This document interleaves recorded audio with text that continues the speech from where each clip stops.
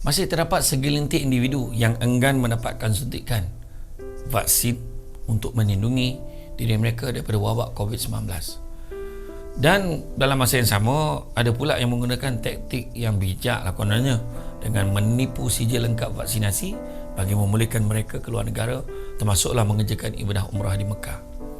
Apa yang lebih membimbangkan, penularan varian Omicron yang semakin berleluasa sejak kebelakangan ini boleh memberikan kesan kepada individu yang belum divaksin dan berkemungkinan menyebarkannya kepada orang lain. Kenyataan Menteri Kesihatan Khairy Jamaluddin baru-baru ini mendedahkan seramai 245 orang yang dijangkiti virus Omicron ini, dan yang mana 157 daripadanya adalah terdiri pada jemaah umrah, dan 17 daripada 122 individu disahkan dijangkiti varian Omicron baru-baru ini didapati tidak mempunyai rekod vaksinasi.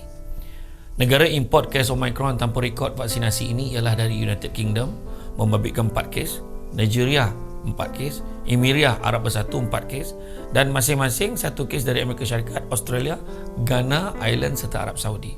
Persoalannya, adakah ibadah umrah seseorang itu sah di sisi hukum syarak sekiranya pembagian ke tanah haram itu dengan menipu status vaksin mereka? Inilah, untuk makluman semua, perbuatan menipu status vaksinasi mereka untuk ke Mekah adalah berdosa di sisi agama Islam, meskipun umrah yang dikerjakan adalah sah. Dosa yang ditanggung oleh individu ini terbagi pada dua, iaitu dosa menipu dan dosa mendatangkan mudarat kepada orang lain. Apabila seseorang itu dijangkiti dengan COVID-19, dia boleh menjangkiti orang lain, maka dosa itu akan banyak dan banyak lagi. Bayangkan sekiranya wabak itu merebak kepada lebih ramai orang tanpa disedari, dosa itu akan bertambah.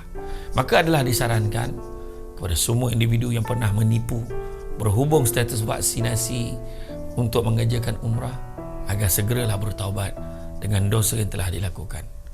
Seseorang itu tidak sepatutnya menipu dalam keadaan apa sekalipun semata-mata ingin pergi ke tanah suci. Jangan menipu mengenai status vaksinasi, dan jangan menipu semata-mata untuk melakukan umrah. Apabila bercakap mengenai bab menipu, siapa pun janganlah menipu, sebab perbuatan itu akan menyebabkan padah yang lebih besar, terutamanya dalam kemelut seperti COVID-19 sekarang ini. Pada 18 Oktober yang lalu, kerajaan mengumumkan rakyat negara ini yang telah lengkap vaksin dibenarkan untuk menjalani ibadah umrah tanpa perlu mendapatkan kebenaran daripada pihak immigration melalui skim My Travel Pass. Bagaimanapun, kerajaan memutuskan untuk menggantung sementara perjalanan ke Arab Saudi berkuat kuasa 8 Januari lalu, dan keputusan itu adalah untuk memperlahankan jangkitan Omicron di negara kita ini. Ia ekoran pengembara yang positif pada Minggu Epidemiologi ME yang ke-52, iaitu minggu terakhir tahun 2021, adalah sebanyak 1,842 kes yang dikesan di pintu masuk antarabangsa di lapangan terbang antarabangsa KLIA. Daripada jumlah itu, 85% ataupun 1,598 kes membabitkan pengembara yang pulang dari Arab Saudi, dan varian Omicron yang paling banyak dikesan daripada individu yang pulang mengerjakan umrah. Kesimpulannya, ingatlah, yang pertamanya, dalam Islam, matlamat tidak menghalalkan cara. Jangan menipu dalam beribadah. Kedua, atiullah wa atiur rasul wa ulil amri minkum. Taatlah pada pemimpin kita, dengan jangan kita ingkar.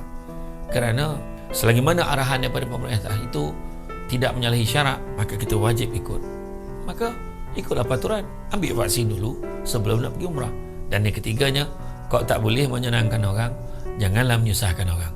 Contohnya, dalam pada kita tak vaksin, kita pula menyebarkannya penyakit-penyakit kepada sahabat-sahabat, saudara-saudara kita, bukan masyarakat di sekeliling kita. Lalu pada ketika inilah, tuan-tuan dan puan-puan sekalian, ingatlah, kita berusaha untuk menjaga maslahah. Jadi itu saja untuk respon SD kali ini. Walaupun sedikit, tapi sama-sama kita sebab panjangkan kepada yang lain. Jumpa lagi. Assalamualaikum warahmatullahi wabarakatuh.